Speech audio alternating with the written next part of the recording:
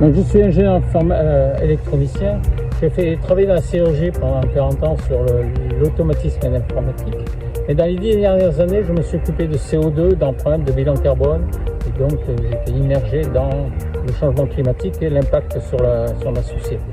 J'ai fait l'acquisition des données, essayé de faire des stratégies et des scénarios pour à moyen et court terme, et même long terme, puisque je devais établir les indicateurs objectifs pour l'entreprise au niveau mondial à 5, 10 et jusqu'à 2050, en cherchant à la fois des solutions, des coûts et comment on pouvait implanter ça de façon à arriver au bout du compte en 2050 à la neutralité carbone. Avec mon activité de coordination d'environnement risque industriel, l'environnement a pris une place importante dans ma vie professionnelle. Au niveau de l'entreprise, l'environnement, c'était d'abord le bruit, la pollution de l'air, de l'eau. Ensuite est arrivé l'établissement des rapports de développement durable, ESG, dans lequel il fallait introduire de manière plus formelle le CO2 et l'énergie. Donc à ces titres-là, j'ai dû creuser ces deux sujets et pour en fait arriver à faire monter au niveau de l'entreprise ces sujets comme des topics importants et qu'il fallait prendre en compte. Donc je couvrais en fait l'ensemble du E de ESG. Mon périmètre dans cette étude était sur 4 sujets: l'industrie, l'agriculture, la forêt et l'énergie. Donc en fait, pour aborder ces sujets, j'utilisais toujours la méthode que j'avais professionnellement. D'une part, en premier lieu, de comprendre de quoi on parle, de connaître les sujets, avoir les ratios techniques, les volumes, quel est l'impact de la production, de l'industrie, de la production, comment ça se situe dans la société.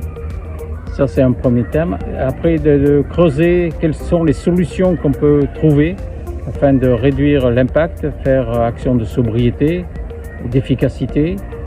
Et suite à cela, on a pu rencontrer, là c'était une étape très riche, les experts de ces domaines. J'ai découvert, pendant cette découverte, un nombre important de personnes motivées par ce changement, cette problématique de changement climatique, motivée par les actions, que ce soit de sobriété, efficacité, etc. De fait, j'ai adhéré à l'association The Shifter, qui est dans la galaxie, on dirait plus ça, de Jean-Marc Jancovici. Je suis aussi adhéré à l'association ESE pour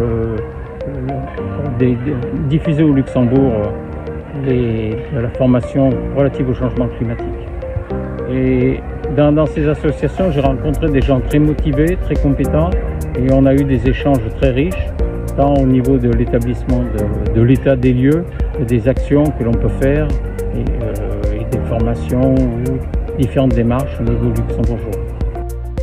Pour la décarbonation, je pense que la première étape, c'est de comprendre sa position personnelle. Où est-ce qu'on en est, faire en gros un audit ou un statut de sa position, comprendre les enjeux, qu'est-ce qu'on peut faire de manière individuelle déjà. Et ça, c'est la première étape. Ensuite, je peux vous donner des exemples que j'ai fait moi d'une manière très, très normale. La première, c'est que l'appartement que je suis est isolé thermiquement, ce qui est un gros avantage donc en termes de consommation et de confort. La deuxième étape, ça a été de ne plus utiliser la voiture. Au Luxembourg, j'utilise les transports en commun ou la marche à pied. Même je réalise des marches très, très régulièrement. Mais même dans le nord du pays, s'il faut faire une heure et demie, 2 heures de bus, je prends le bus et puis j'y vais, quoi. J'emmène ma chienne, elle est toute contente. Au Luxembourg, on peut quand même se déplacer très couramment, sans trop de problèmes dans le pays. Des transports en commun, il n'y a que le cas effectivement pour être franc, quand vous avez des charges lourdes, là qu'il faut prendre la voiture. C'est un cas qu'on peut pallier facilement. J'ai réduit mes consommations de viande, que ce soit au vin, bovin ou autre. Il faut avouer que j'utilise, à force j'aime bien aussi le poisson. Donc je prends des repas avec poisson. Au restaurant, c'est toujours des repas avec... je prends toujours plat poisson. C'est rélé. Il n'y en a qu'un, je prends celui-là, puis c'est tout. Et donc en fait, ces 3 actions, je pense que ce sont des actions qu'on peut faire de manière quelque part autonome, qui sont pratiques et qui ne sont pas trop perturbantes. Et dans le bilan, ça apporte quand même une grande réduction de l'empreinte que l'on a. Suite à ça, à force, l'on comprend ce que le mot sobriété veut dire et on peut l'appliquer à différents autres thèmes, que ce soit des déplacements, que ce soit les vêtements ou d'autres. Je viens de citer des actions individuelles, mais qui ne peuvent être réalisées que dans un cadre d'action au niveau collectif. Par exemple, quand je dis on peut éviter d'utiliser la voiture, donc utiliser des transports en commun, encore faut-il que ce réseau de transports en commun, qu'il soit train, bus, soit suffisamment dense, efficace, qui permettent aussi des temps de transfert raisonnables. Et de plus, la gratuité au niveau du Luxembourg n'offre pas une excuse de coût. Pour un autre exemple d'action collective, je peux vous citer celle dans la copropriété de laquelle je vis. On avait l'idée d'installer des panneaux photovoltaïques sur le toit. Et après de longues discussions, on s'est quand même rendu compte que, compte tenu des subventions que l'on pouvait obtenir de la part de l'État, de la ville, le coût par appartement était très faible. Donc en fait, il n'y avait aucune raison de ne pas installer ces panneaux photovoltaïques sur le toit, ce qui a été fait et qui sera bientôt opérationnel.